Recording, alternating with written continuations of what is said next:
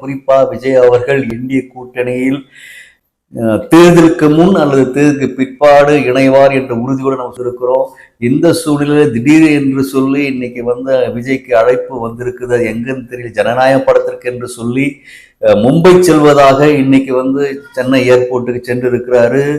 ஏற்கனவே டெல்லி போயிட்டு சிபிஐ விசாரணை முடிச்சுட்டு 2 நாள் சொன்னது ஒரே நாளை முடிச்சுட்டு திரும்பி வரும் பொழுது கார் ரூஃப்ல ஏறி கையசைத்து தம்ஸ் அப் பண்ணி முகமலர்ச்சியோடு காணப்பட்டு வந்தாரு. வந்த பிறகு நான் எந்த ஒரு கூட்டணியும் இல்லை என்று சொல்லிக்கிட்ட ஒரு சூழ்நிலையில எடப்பாடி அவர்கள் சமீபத்தில் டெல்லி சென்று திரும்பி வந்தாரு.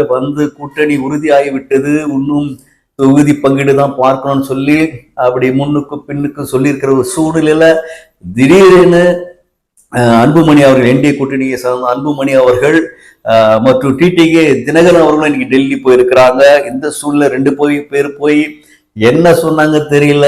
தாவேக்கா உடன் இருந்தா நல்லா இருக்கும்னு சொல்லி சொன்னாங்களா அல்லது எடப்பாடியாரை நம்ப முடியாதுன்னு சொன்னாங்களா நம்மளுக்கு தெரியாதுங்க.